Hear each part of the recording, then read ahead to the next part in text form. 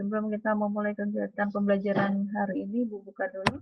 Assalamualaikum warahmatullahi wabarakatuh. Selamat pagi, semangat pagi anak-anak hebat. Semoga kalian selalu kabar baik dan selalu sehat di rumah. Sebelum mengawali kegiatan kita, mari berdoa. Berdoa dimulai.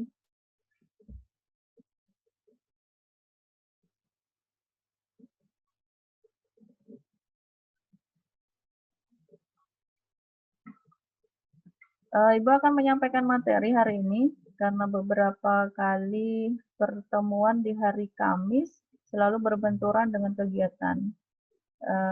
Ibu sudah pernah berjanji mau mengadakan meeting Zoom supaya kita bisa menyampaikan materi secara langsung. Jadi pada hari ini Ibu akan jelaskan materi yang mungkin soal-soalnya sudah kamu kerjakan semua. Sebagian sudah kamu kerjakan semua soalnya, tapi materi belum Ibu sampaikan. Jadi hari ini Ibu akan berikan, akan Ibu jelaskan. Nanti yang sekiranya kurang paham boleh bertanya, bisa lewat chat, bisa langsung bertanya langsung ya. Oke, kita mulai.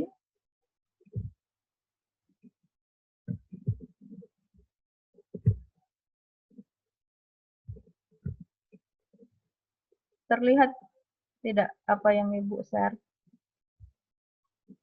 Terlihat, Bu. Kelihatan ya? Oke. Yang baru bergabung siapa? Andis ya? Ibu harus mengabsen nih. Oke, perhatikan materi kita di bab 2 atau 3.2 mengenai ketentuan Undang-Undang Dasar Negara Republik Indonesia tahun 1945 dalam kehidupan berbangsa dan bernegara. Nah, pernah juga Ibu tanyakan nih, ini tentang gambar itu, undang-undang. Nah, kemudian juga pernah Ibu tanyakan tentang ini nih. Setelah kalian melihat gambar ini, apa yang bisa kalian berikan pertanyaan? Itu pernah kalian kerjakan semua. Nah, di sini kita akan membahas mengenai wilayah negara kesatuan Republik Indonesia. Nah, yang pertama, pokok bahasanya adalah memetakan wilayah negara kesatuan Republik Indonesia. Nah, di sini kalau kalian lihat ada peta yang menggambarkan dari Sabang hingga Merauke, mulai dari Aceh, kemudian sampai dengan Papua. Nah, ini adalah wilayah NKRI. Nah, yang kita akan pelajari adalah tentang menurut Undang-Undang Dasar Negara Republik Indonesia tahun 45 pasal 25A menyatakan bahwa negara kesatuan Republik Indonesia adalah sebuah negara kepulauan yang berciri Nusantara dengan wilayah yang batas-batas dan hak-haknya ditetapkan oleh undang-undang. Nah, adanya ketentuan ini, Undang-Undang Dasar 45 dimaksudkan untuk mengukuhkan kedaulatan wilayah NKRI. Nah, jadi wilayah negara kesatuan Republik Indonesia itu yang tadi kalian lihat di peta sudah terdapat di pasal 25A UUD Negara Republik Indonesia tahun 45.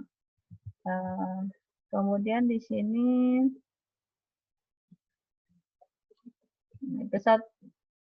jadi di dalam NKRI itu terdapat 3 wilayah ya. Mungkin pernah kalian lihat tuh ada wilayah bagian darat, laut, dan udara. Nah, yang kita bahas dulu tentang daratnya dulu ya. Yang kita bahas. Nah, kesatuan wilayah itu mencakup kesatuan politik, kesatuan hukum, dan kesatuan sosial budaya. Dan yang keempat, kesatuan pertahanan dan keamanan. Kalau ini tidak terwujud, maka Negara Kesatuan Republik Indonesia tidak akan berdiri sekokoh sekarang. Nah, tentang tadi disampaikan tuh di pasal 25A. Ini kan ada tuh. Sebuah negara kepulauan berciri Nusantara dengan wilayah yang batas-batasnya dan haknya diatur oleh undang-undang. Nah, itu telah dijabarkan pada saat Deklarasi Juanda pada tanggal 13 Desember 1957.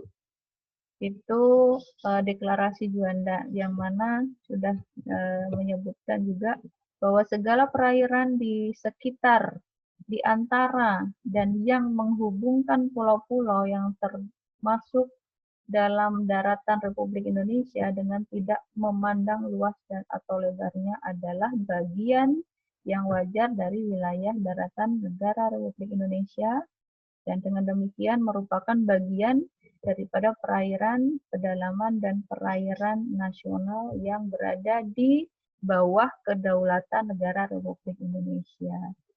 Nah, lanjut kita ke sini yang berhubungan tentang kelautan. Sebentar, nah di sini. Perhatikan, ini sangat penting. Negara kepulauan terbesar di dunia adalah negara Indonesia, yang luar biasa sekali. Di sini perhatikan luas wilayah negara kita itu ada berapa ini? 5 juta ya, 5.180.53 km. Nah, yang terdiri dari daratan, lautan. Nah, ini. Jadi kalau kamu perhatikan, daratan lebih kecil dibandingkan dengan lautan. Berarti kita ini sudah dikelilingi oleh lautan. Nah, bandingannya nih, lihat di sini hanya 1 juta, di sini hanya ini sudah 3 juta. Bayangkan tuh. Kemudian tersebar pulau 13.466 pulau yang terbentang antara Sabang sampai Merauke. Luar biasa tuh. Pulaunya banyak sekali ya. Nah, kemudian lanjut ke ini. Kamu pernah dengar teritorial atau zona ekonomi eksklusif, landasan kontingen? Nah, kita akan bahas di sini sekarang. Nah, diperhatikan sesuai dengan hukum laut internasional yang telah disepakati oleh PBB pada tahun 1982. Di sini perhatikan gambar ini. Ini adalah wilayah laut sebagian yang dimiliki oleh Indonesia. Di sini ada laut teritorial, kemudian zona ekonomi eksklusif atau ZEE, dan laut lepas atau landasan kontingen. Nah, kalau laut teritorial ini dekat nih. Kemudian zona ekonomi eksklusif berapa? 200 mil jaraknya dari pantai ke laut lepas. Nah, ini. Kalau laut lepas diatur oleh Badan Otorita Internasional. Nah, perhatikan ini. Ini adalah wilayah laut yang dimiliki Indonesia. Batas laut teritorial ialah garis hayal yang berjarak 12 mil laut dari garis dasar ke arah laut lepas. Jadi 12 mil. Nah, diperhatikan. Ini jaraknya 12 mil. Ini adalah milik Indonesia. setiap negara bahkan negara Indonesia itu kan sudah dikelilingi sama lautan tadi itu. Jadi kalau setiap wilayah yang berbatasan dengan laut dengan negara lain, berarti ini. Beda kalau memang lautan itu ada di dalam wilayah negara kesatuan Republik Indonesia, berarti itu memang milik negara Indonesia. Ini yang dihubungkan dengan negara lain ya. Kemudian di sini landasan kontinen. Landasan kontinen adalah dasar laut yang secara geologis maupun morfologi merupakan lanjutan dari sebuah kontinen atau benua. Nah, yang kedalamannya kurang lebih dari 150 meter. Nah, Indonesia terletak pada dua benua landasan kontinen, yaitu landasan kontinen Asia dan Australia. Nah, ini landasan kontinen diukur dari garis dasar, yaitu paling jauh 200 mil laut. Jadi 200 mil laut lepas itu masih kepemilikan negara Indonesia. Kemudian zona ekonomi eksklusif. Zona ekonomi eksklusif adalah jalur laut selebar 200 mil laut ke arah laut terbuka diukur dari garis dasar. Nah, perhatikan lagi gambar tadi. Nah, ini gambar tadi. Nah, mulai dari teritorial, kemudian ke sini. Itu 200 mil adalah zona ekonomi eksklusif.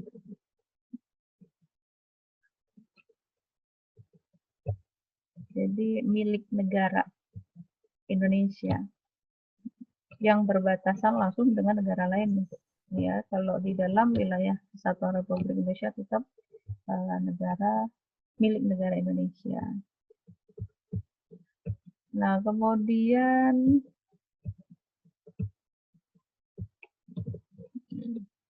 ini masih berhubungan tentang ini, kita lanjut lagi. Nanti sambil kalian tanyakan ya. Kemudian kita batas, tadi yang batas laut. Kemudian kita batas wilayah negara Kesatuan Republik Indonesia. Kemarin juga Ibu sudah tugaskan. Nah, di utara, batas wilayah negara Indonesia di sebelah utara, negara Indonesia berbatasan langsung dengan Malaysia. Bagian timur, tepatnya di sebelah utara Pulau Kalimantan. Malaysia merupakan negara yang berbatasan langsung dengan wilayah darat Indonesia. Wilayah laut Indonesia sebelah utara berbatasan langsung dengan laut 5 negara, yaitu Malaysia, Singapura, Thailand, Vietnam, dan Filipina. Kita berada di sini, guys. Nah, kita berada di wilayah Indonesia di sebelah utara, karena kita langsung berbatasan dengan Malaysia. Nah, Filipina, bahkan lautan kita ini, lautan Tanah Kuning ini, kalau lepas, lautan lepas sana langsung menghubungkan ke Filipina.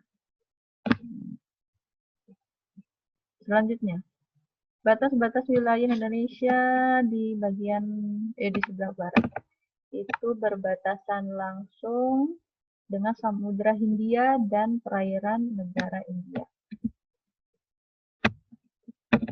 Tidak ada negara yang berbatasan langsung dengan wilayah darat Indonesia di sebelah barat. Kita tidak ada yang bagian baratnya ya. Nah, di sini dua pulau yang menandai perbatasan Indonesia-India adalah Pulau Ronde di Aceh dan Pulau Nicobar di India. Nah, ini langsung berbatasan langsung Indonesia dengan India. Kemudian di bagian batas-batas wilayah Indonesia di sebelah timur. Nah, di sebelah timur berbatasan langsung dengan daratan Papua Nugini dan perairan Samudra Pasifik. Nah, ini di batas-batas wilayah negara Indonesia di sebelah timur.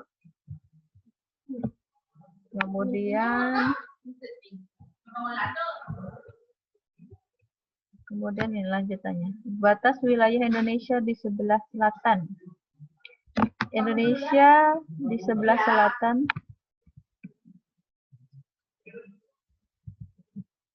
Maaf, ini suara-suara di sebelah Ibu nih.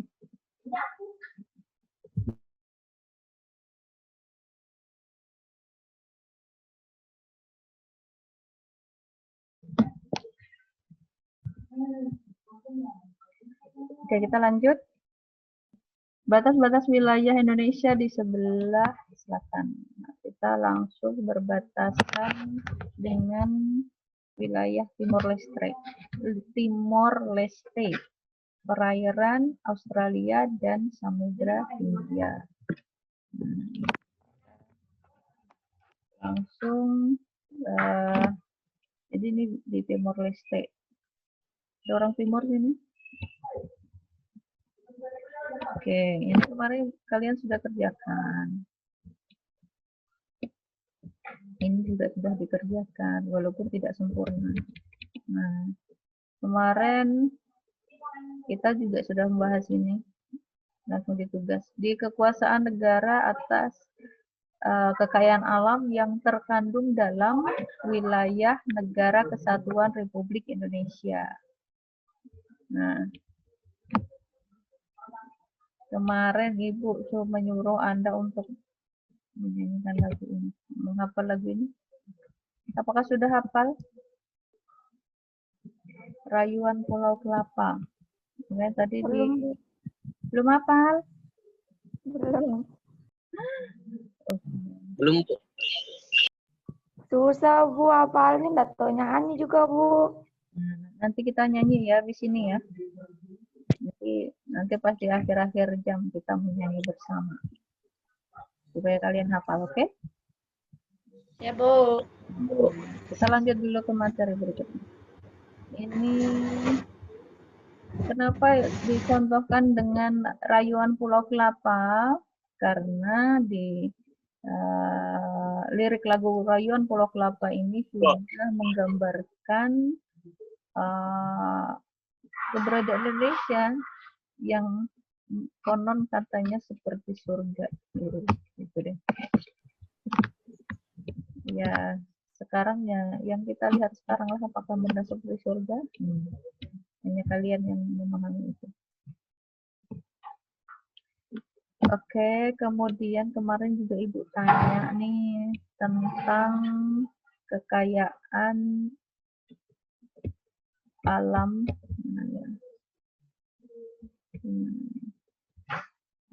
Yes, nah di sini kekayaan alam yang terdapat di wilayah kalian.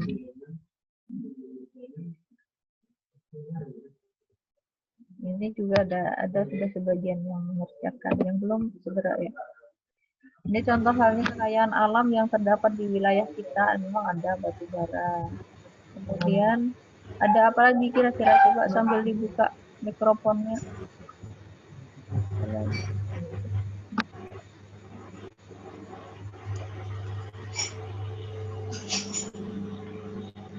Apa aja kira-kira selain batu bara, kekayaan alam yang dimiliki Kalimantan Utara? Ikan yang melimpah, Bu. Ya, oke. Ikan yang melimpah. Selain ikan?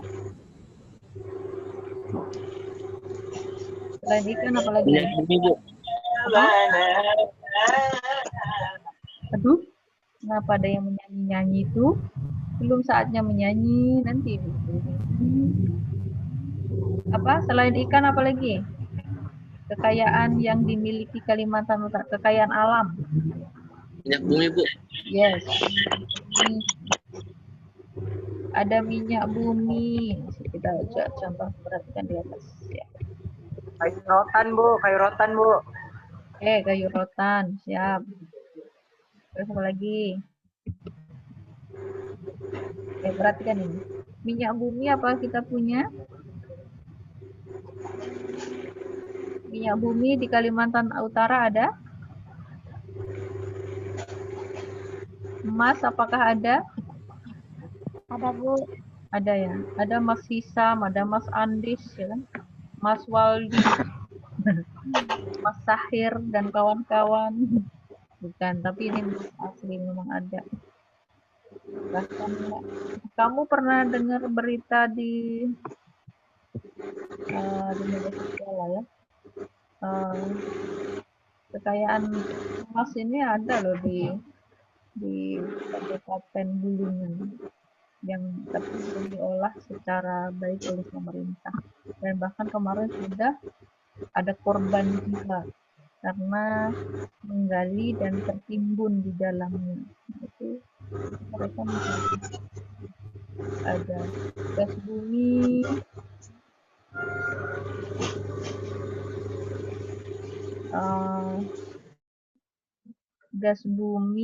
kita juga ada itu di Bunyu. Besi juga ada, batu bara juga ada, tembaga. Kalau batu bara mungkin kamu pernah lihat tuh di pantai sana kan ada kita di pantai kita Tanah Kuning ini kan ada tempat apa ya untuk apa namanya itu ya kapal besar untuk menampung batu bara dan untuk memindahkan ke kapal yang lain itu ada tuh. Nah itu bukti bahwa Kalimantan Utara punya tuh batu bara. Kemudian tembaga, perak. Nah, ini yang pasti ada, cuma belum sebanyak seperti di daerah-daerah lain. Oke.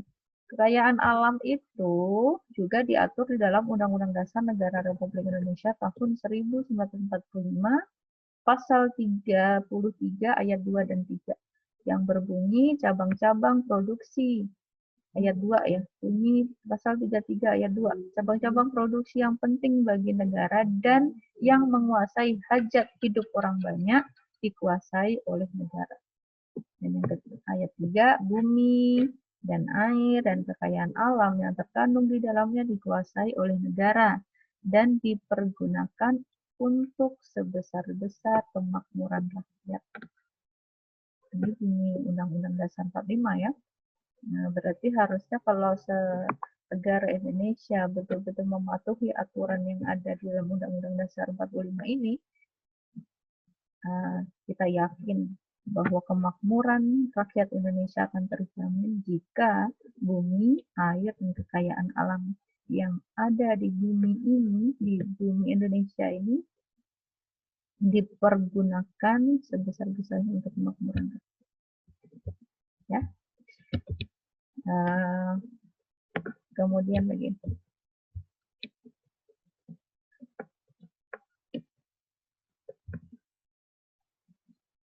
kemarin sampai di sini nih, ini yang penting sekali. Kemarin kalian sudah datang ke RT kan untuk mewawancarai anggota RT. Ada yang sudah mengerjakan kan? Ada Ibu lihat di classroom sudah ada. Sudah, Bu. Yes, bagus sekali. Di sini Ibu mau sampaikan karena ini berhubungan tentang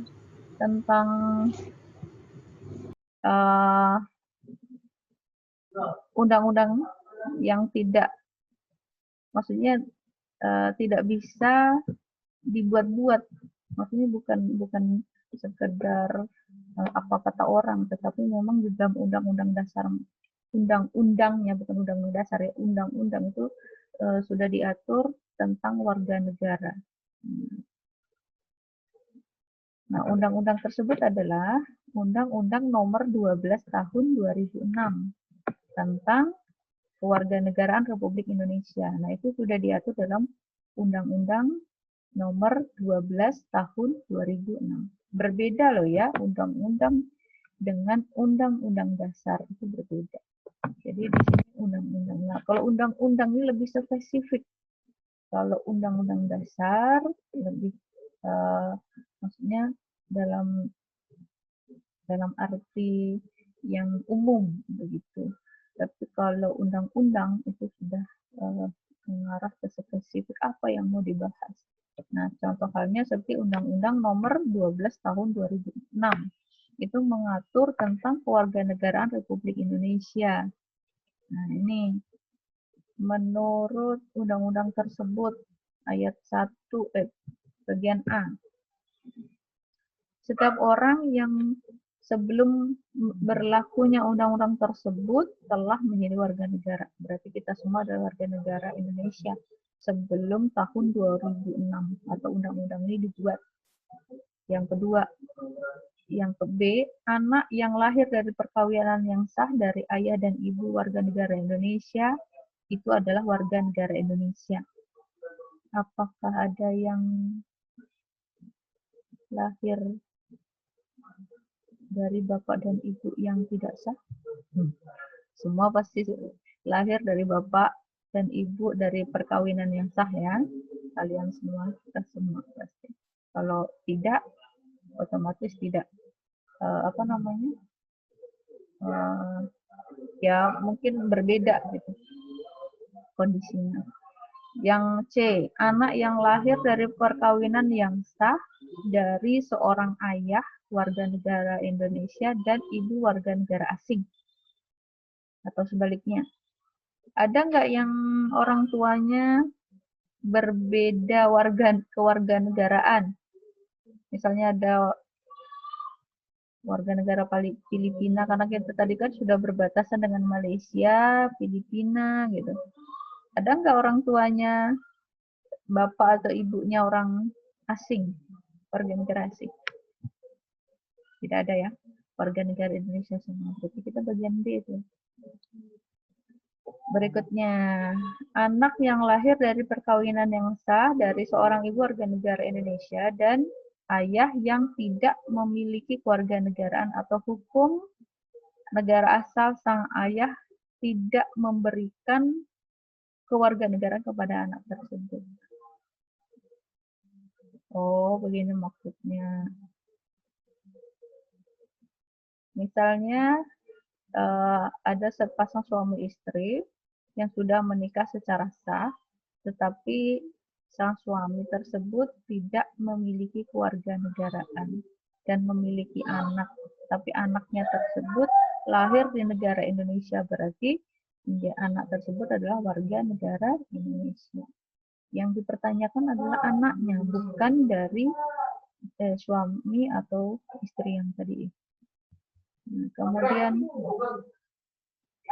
anak yang lahir dalam tenggang waktu 300 hari setelah ayahnya meninggal dunia dari perkawinan yang sah dan ayahnya itu seorang warga negara Indonesia. Anak yang lahir dalam tenggang waktu 300 hari. Oh iya. Ini anak yang lahir tenggang waktu 300 hari dari perkawinan yang sah. Oh, ini sudah pasti lah ya.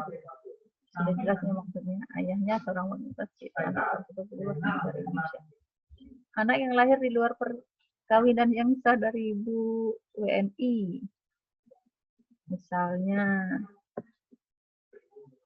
mohon maaf, misalnya si ibu ini bekerja sebagai TKW, kemudian pulang hamil dan melahirkan sang anak di negara Indonesia. Jadi anaknya tersebut adalah warga negara Indonesia, walaupun dia tidak punya bapak. Oke, berikutnya. Anak yang lahir di luar perkawinan yang sah dari ibu warga negara asing yang diakui oleh seorang ayah warga negara Indonesia sebagai anaknya, dan pengakuan itu dilakukan sebelum anak tersebut berusia 18 tahun. Kenapa harus 18 tahun? Kenapa harus? Karena kalau sudah 18 tahun, anak itu pasti sudah memiliki kewarganegaraan sendiri. Nah, kalau sebelum 18 tahun, otomatis kewarganegaraan menjadi orang tua. Karena si bapak adalah warga negara Indonesia, maka ikut bapak. Berikutnya, anak yang lahir di wilayah negara Republik Indonesia yang pada waktu lahir tidak jelas status kewarganegaraan ayah dan ibunya. Oke. Misalnya ada turis kesasar di Tanah Kuning. Nah, kita nggak tahu nih turis ini dari negara mana. Kemudian melahirkan seorang anak. Nah, anak tersebut menjadi warga negara Indonesia karena dia dilahirkan di wilayah negara Indonesia. Walaupun bapaknya nggak tahu statusnya, keluarga negaranya mana atau bapak dan ibunya. Oke, berikutnya anak yang baru lahir yang ditemukan di wilayah negara Republik Indonesia selama ayah dan ibunya tidak diketahui. Nah, ini mungkin misalnya kamu pernah dengar anak yang dibuang, anak bayi yang dibuang dan tidak tahu siapa orang tuanya. Nah, pasti kalau ketemunya bayi itu di wilayah negara Indonesia, berarti bayi itu adalah warga negara Indonesia. Walaupun tidak tahu siapa orang tuanya. Anak yang lahir di wilayah negara Republik Indonesia apabila ayah dan ibunya tidak memiliki kewarganegaraan atau tidak diketahui keberadaannya. Ini sama kayak yang bagian tadi. Yang K. Anak yang dilahirkan di luar wilayah Republik Indonesia dan ayah dan ibunya warga negara Indonesia yang karena ketentuan dari negara tempat anak tersebut dilahirkan memberikan kewarganegaraan kepada anak yang bersangkutan. Oke, misalnya nih, mungkin ada nih di kalian yang lahir misalnya tempat tanggal lahirnya di mana? Ada Malaysia atau apa tuh? Sabah. Nah, gitu. Itu kan bukan wilayah negara Indonesia ya. Itu sudah masuk negara Malaysia. Tapi bapak dan ibu adalah orang Indonesia. Nah, berarti dia adalah warga negara Indonesia, walaupun dilahirkan di negara lain, karena orang tua adalah warga negara Indonesia. Nah, itu tetap menjadi warga negara Indonesia. Kemudian, anak dari seorang ayah atau ibu yang telah dikabulkan permohonan kewarganegaraannya. Kemudian ayah dan ibunya meninggal dunia sebelum mengucapkan sumpah atau menyatakan janji setia. Nah, misalnya nih, ada kecelakaan pesawat. Nah, di situ ada suami istri dan membawa seorang anak kecil. Nah, suami istri ini meninggal dan ditemukan anak itu saat kecelakaan misalnya, tapi bapak dan ibunya sudah meninggal. Jadi anak tersebut menjadi warga negara Indonesia.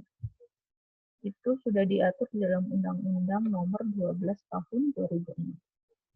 Nah, kemudian apa hubungannya Bu dengan tugas kalian yang datang ke RT? Oke, perhatikan. Ini ada bedanya antara penduduk dan bukan penduduk. Warga negara, bukan warga negara. Nah, itu bedanya. Jadi kalau kalian bisa melihat maksudnya tuh dari penjelasan pengertian penduduk dan bukan penduduk, berarti kalian bisa tuh memastikan saya ini penduduk atau bukan penduduk gitu. Oke, perhatikan. Misalnya kalau penduduk, orang yang bertempat tinggal atau menetap dalam suatu negara. Nah, biasanya, dan itu biasanya dibuktikan dengan kartu tanda penduduk atau KTP atau KK atau kartu keluarga. Nah, itu sudah dikatakan penduduk. Tetapi, bukan penduduk adalah orang yang berada di suatu wilayah, suatu negara, dan tidak bertujuan tinggal atau menetap di wilayah negara tersebut. Nah, misalnya hanya misalnya kita ya, nah gini, misalnya ibu nih kalau ke rumah orang tua ibu itu ibu hanya sebagai pendatang di wilayah orang tua ibu karena ibu sudah punya KTP dan KK di Tanah Kuning. Kalau ibu sudah mudik ke rumah orang tua ibu karena ibu hanya bertempat tinggal hanya sementara, mungkin 1 bulan, seminggu atau 2 minggu, nah itu namanya ibu adalah bukan penduduk, ya, bukan penduduk karena ibu tidak memiliki KTP maupun kartu pelajar KK di wilayah orang tua ibu. Nah itu namanya bukan penduduk. Makanya termasuk kemarin nih Waktu kalian baru masuk pertama kali di SMA Tanjung Palas Timur kan harus pakai KK ya.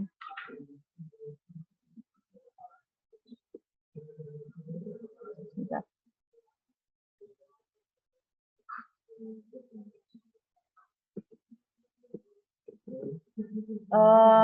Kan kemarin kalian disuruh pakai KK masuk. Itu salah satu menunjukkan bahwa kamu itu statusnya penduduk atau bukan penduduk, ya kan? Nah, kalau tidak memiliki sama sekali berarti kan namanya bukan penduduk atau bahkan apartheid. Nah, apartheid itu orang tidak memiliki warga negaraan. Kalau Anda tidak memiliki identitas apapun di wilayah negara Indonesia ini. Berikutnya, warga negara dan bukan warga negara. Warga negara ialah, sebentar Ibu pakai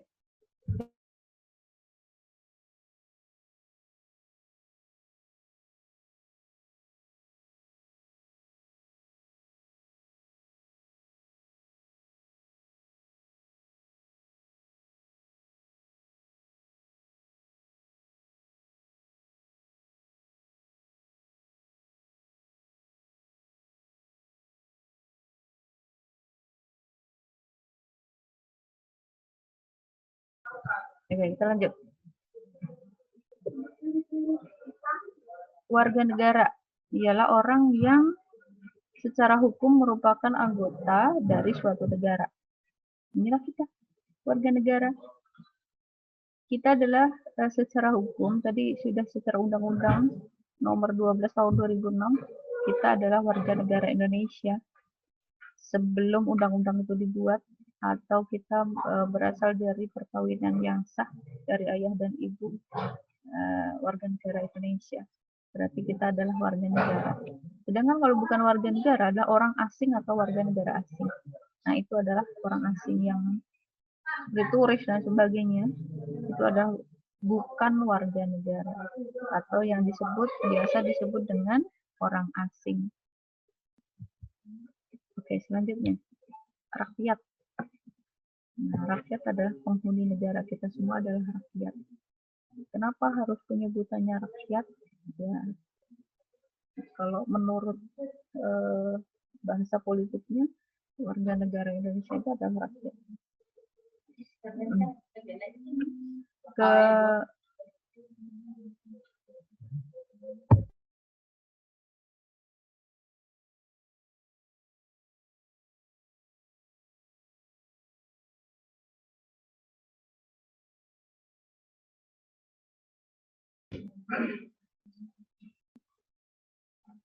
Selanjutnya,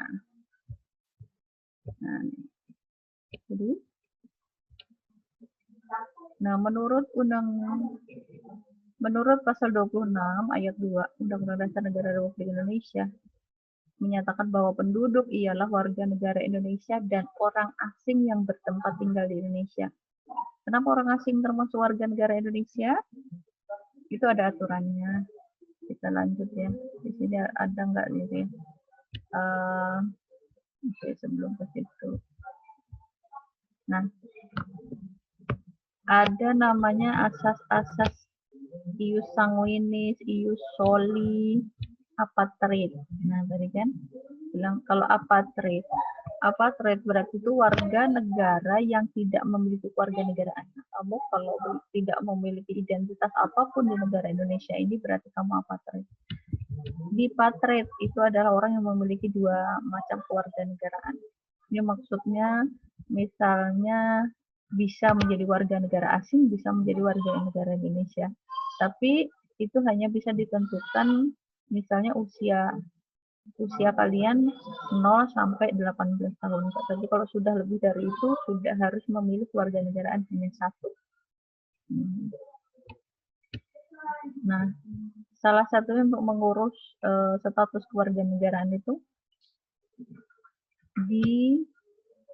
kalau kita mau mau keluar negeri mengurus status kewarganegaraan kita atau mengurus paspor itu kira-kira di mana ya? Ada yang tahu?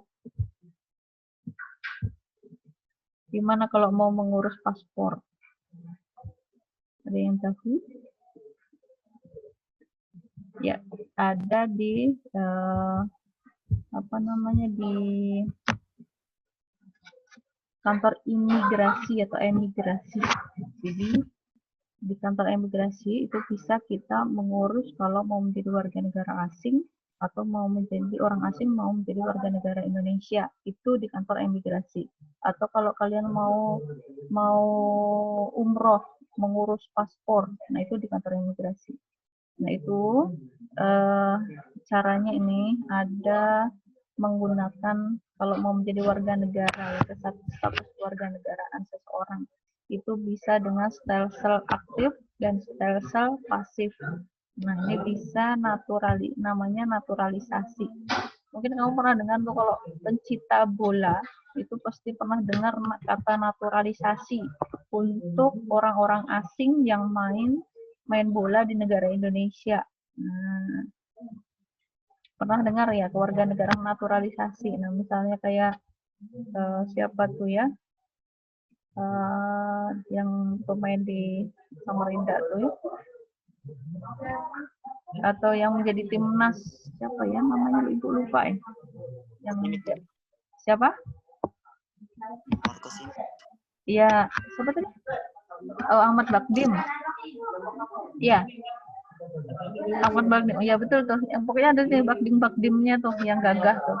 Nah, itu kan pemain naturalisasi dari negara mana tuh ya? Pokoknya dia negara luar yang mengabdikan dirinya untuk negara Indonesia. Nah, itu namanya naturalisasi, dan naturalisasinya beda tuh dengan naturalisasi, bukan naturalisasi biasa, tapi dia masuk sebagai naturalisasi istimewa. Nah, ini dia masuk ke dalam naturalisasi istimewa seperti Irfan Bakdim. Oh ya,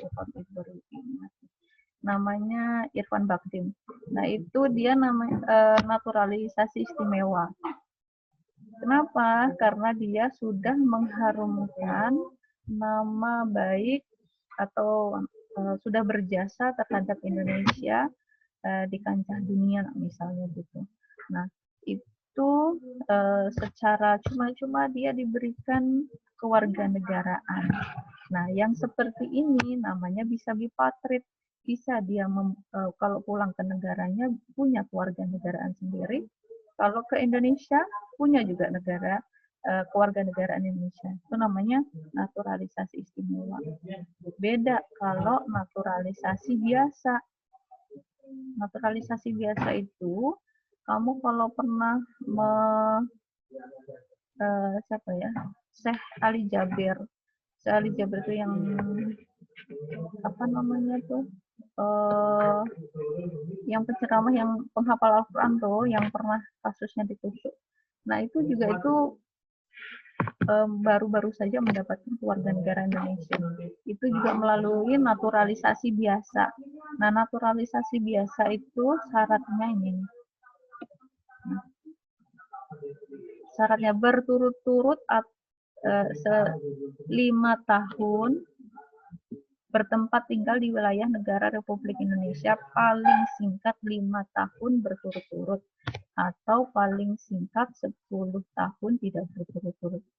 Ini baru dibolehkan menjadi apa namanya? Maksudnya memenuhi syarat untuk menjadi warga negara Indonesia menurut Undang-Undang Nomor 12 Tahun 2006. Nah, itu syarat, salah satu syaratnya, tapi yang lainnya masih banyak. Nah, itu untuk kewarganegaraan. Jadi ada juga penyebab hilang kewarganegaraan nih. Bisa juga kewarganegaraan kita juga bisa menjadi hilang.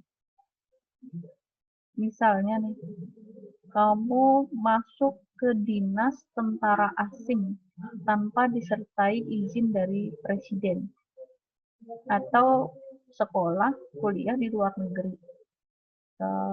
kemudian menjadi di sana masuk kedinasan negara tersebut tanpa izin ke negara Indonesia. Secara otomatis warga negaraan kita menjadi hilang.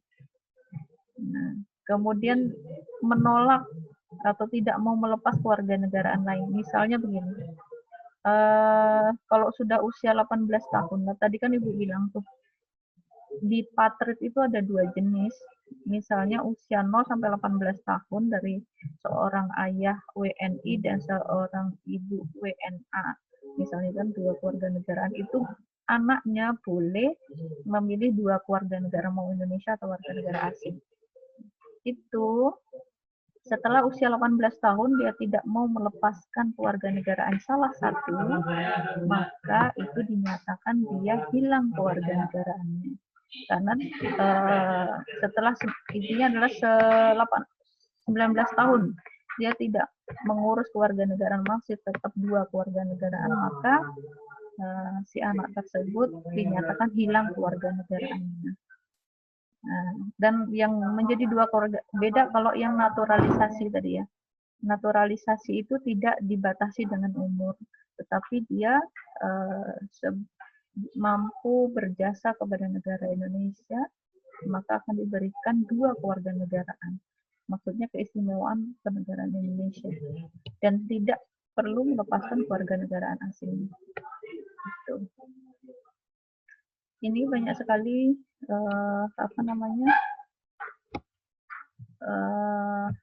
penyebab hilangnya kewarganegaraan. Tapi yang jelas kalau kita sesuai dengan aturan saja, mengikuti aturan sebagai warga negara Indonesia, tidak akan hilang kewarganegaraan kita. Kecuali ke rahmatullah atau meninggal dunia, sudah pasti lah ya. Tapi walaupun kita sudah meninggal dunia, tetap menjadi warga negara Indonesia.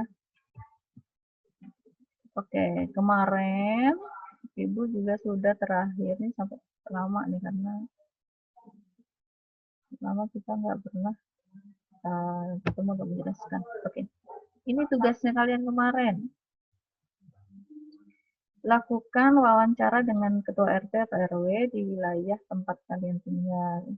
Kemudian tanyakan jumlah penduduk wilayahnya, perbandingkan antara penduduk asli dan pendatang, kemudian hak dan kewajiban penduduk itu apa aja di sana, di RT itu, kemudian hak dan kewajiban pendatang itu apa, hubungan antara penduduk asli dan pendatang apa.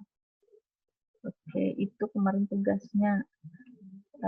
Selanjutnya, Ibu akhiri penjelasan Ibu, dan Ibu harap kalian boleh bertanya tentang apa saja yang sudah Ibu sampaikan. Oke, dipersilahkan. Boleh pakai chat, boleh langsung tanya langsung. Dipersilahkan. Misalnya kesusahan tugas juga boleh. Silakan.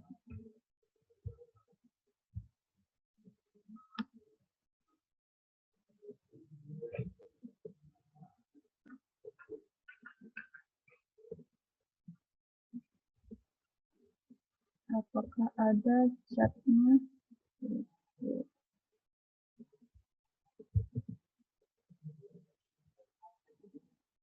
Oke, silahkan bertanya. Ini tambahannya ada Rizky Hidayat. Kemudian ada tambahannya Andi Nurtilarni. Apakah ada masalah dengan tugas untuk wawancara? Silakan bertanya, guys. Jangan malu-malu.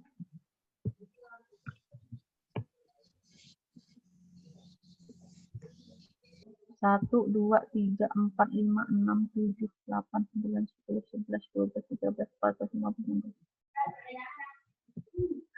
16 orang saja. 16, 17, 18 sama Yunus Kasno.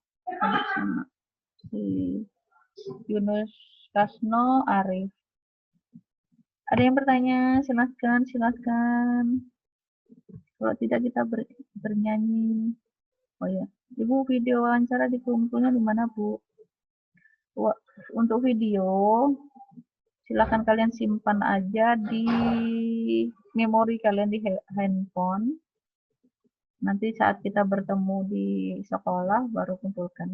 Yang kalian kumpulkan di Classroom itu hanya foto kunjungan saja sama wawancaranya.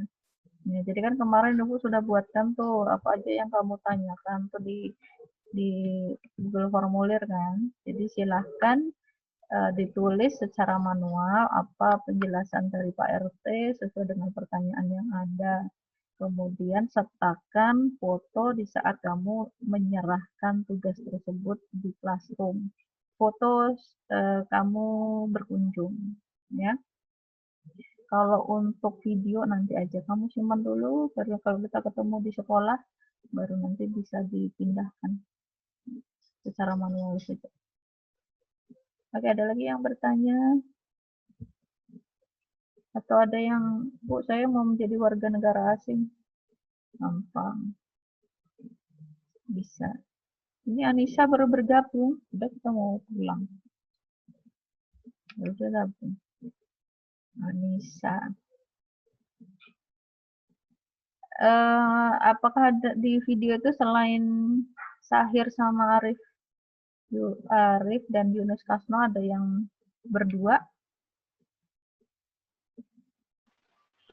Ya Bu, saya bertiga sini Bu.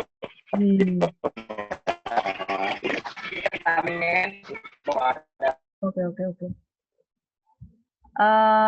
Enggak, maksudnya selain kalian bertiga adakah yang lain di sini? Maksudnya yang lebih dari satu? Enggak ada ya? Enggak. Bertiga kami sini, bertiga saja Bu. Oke. Sama saya yang lain. Siap.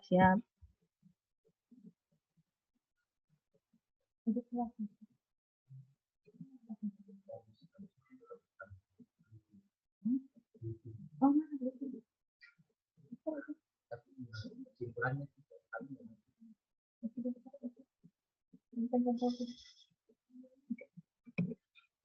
kamu di kelas satu kelas lah kamu ya?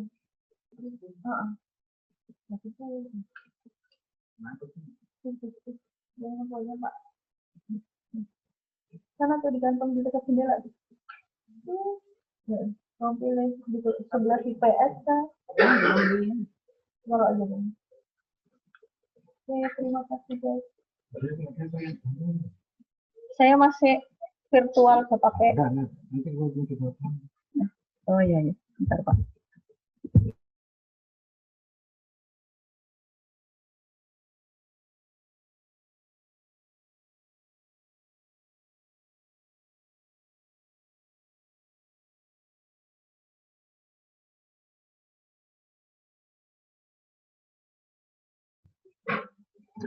Oke, tadi ada yang bertanya ya. Mana tanya? Dari Amrullah nih, kenapa negara Timor Leste lebih memilih untuk memisahkan diri dari negara Indonesia? Atau kita ke Timor Leste? Tidak perlu. Luar biasa Amrullah, pertanyaannya bagus sekali. Maksudnya kamu memahami bahwa memang tadi kan dari Sabang hingga Merauke itu adalah kepulauan negara Kesatuan Republik Indonesia. Nah, tapi ada satu kecil kepulauan yang sudah terpisah dari Indonesia, yaitu Timor Leste. Kenapa? Nah, itu sudah disepakati pada saat pemerintahan Habibie, kalau nggak salah tahun 1999, Timor Leste telah memutuskan untuk keluar dari Indonesia atau memisahkan diri dari negara Indonesia, atau disebut biasanya kalau dalam bahasa politiknya itu separatis, pemisahan. Jadi sudah melakukan kalau menurut sejarah itu namanya dia separatis. Jadi memisahkan diri dari wilayah kesatuan. Jadi termasuk Timor Leste ini. Kenapa kok bisa berpisah? Nah, itu banyak hal yang menjadi mereka mau berpisah dengan negara Indonesia yang pasti. Pada saat itu banyak intervensi dari negara yang berbatasan dengan Timor Leste pada saat Timur pada saat itu, yang sekarang menjadi Timor Leste. Nah, itu banyak intervensi mereka bahwa negara Indonesia tidak terlalu memperhatikan wilayah tersebut, sehingga dia merasa dikucilkan dan sebagainya. Itu salah satu maksudnya salah satu alasan yang mungkin mudah untuk kita pahami. Sehingga mereka memutuskan untuk memisahkan diri karena sudah merasa nyaman dengan negara yang berdampingan dengan Timur pada saat itu. Nah, makanya Timor Leste ini juga sebenarnya menjadi pelajaran yang berharga sekali buat negara Indonesia, karena negara Indonesia banyak sekali wilayahnya yang berbatasan langsung dengan negara luar. Contoh halnya di Sebatik misalnya. Di Sebatik itu sangat dekat sekali dengan Malaysia, bahkan satu rumah saja gitu, depannya Indonesia, belakangnya sudah Malaysia. Nah, hal itu yang kadang-kadang mereka membuat lebih nyaman untuk berpisah dengan negara Indonesia. Kadang-kadang negara yang tetanggaan itu memberikan sebuah kenyamanan kepada warga negara tersebut. Misalnya fasilitas transportasi lebih mudah, kemudian perdagangan lebih mudah, atau bahkan lebih terjangkau harganya dan sebagainya, sehingga warga negara yang berbatasan dengan negara luar itu merasa nyaman. Kok saya enak nih kalau gabung dengan negara ini, dan merasa bahwa warga negara yang berada di perbatasan itu tidak diperhatikan oleh pemerintah pusat, misalnya begitu, atau pemerintahan daerah, sehingga dia mensatu padukan pendapatnya untuk memisahkan diri atau bahkan membuat konflik atau sebagainya supaya bisa menjadi unsur kriteria bisa berpisah dengan negara Indonesia. Contohnya banyak ya, termasuk di Aceh ada namanya Aceh Merdeka, kemudian di Papua juga ada namanya GAM, GAM apa namanya di sana. Kalau di Papua itu apa namanya? Di Papua Merdeka, OPM. Nah, di OPM juga ada di sana. Kalau di Aceh itu namanya GAM. Itulah orang-orang atau gerakan-gerakan yang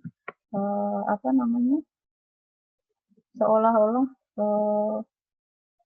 mencari kesalahan dari pemimpin negara, sehingga merasa wilayah tersebut terkucilkan dan selalu membuat onar. Nah, itu salah satunya. Mereka ada organisasi-organisasi yang seperti itu yang memecah belah pemikiran warga yang ada di sekitar.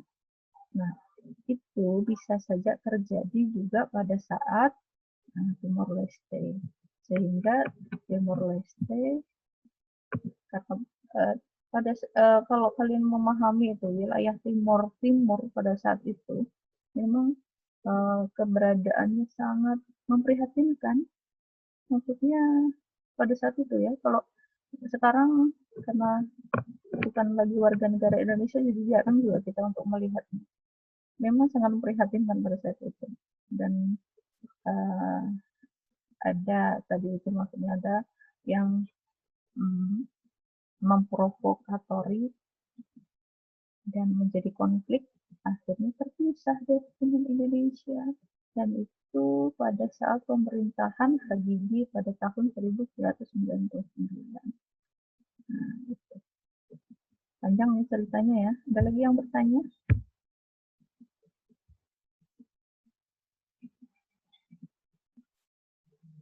Silakan yang mau bertanya boleh. Atau kita mau menyanyi. Menyanyi rayuan pulau kelapa. Ya, kita bernyanyi ya. Boleh dibuka semua mikrofonnya. Kita berkaraoke bersama.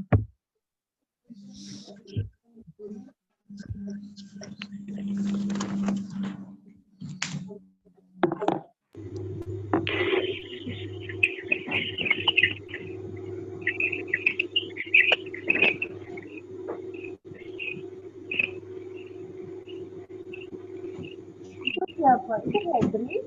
Kenapa mereka tidak masuk pelajarannya? Kalau jalan-jalan. Kenapa Febri jalan-jalan? Kenapa dia ke sekolah dia masuk?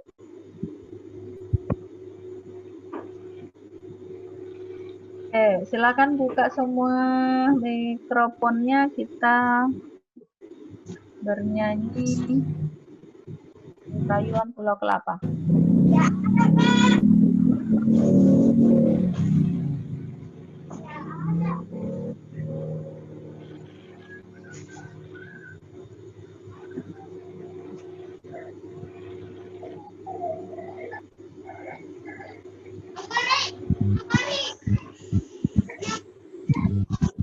Sinyal, mohon kerjasamanya sinyal.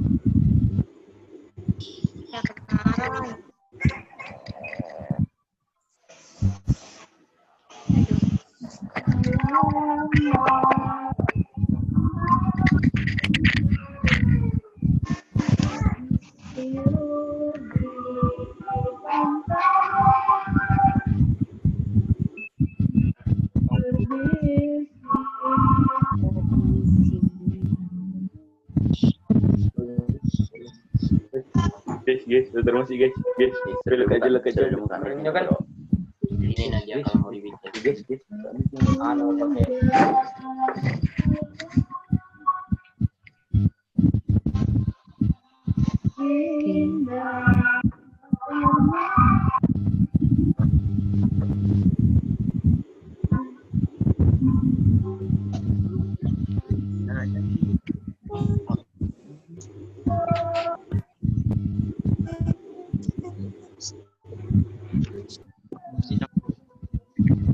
Nggak tahu.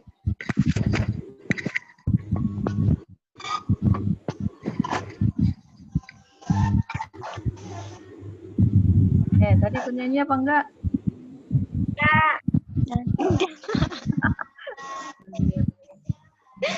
Terus tahu tuh ya, harus dihafal lagunya.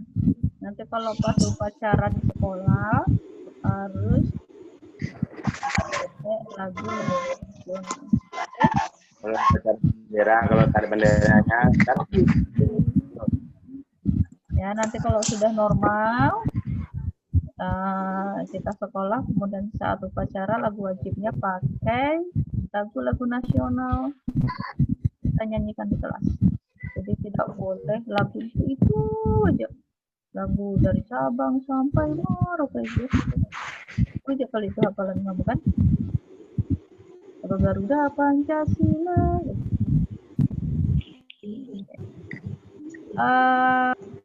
Terima kasih untuk pertemuan kita hari ini. Semoga pertemuan kita menyenangkan. Nanti Ibu minta setelah pertemuan ini Ibu meminta di grup untuk memberikan ekspresi dari emoticon di WA.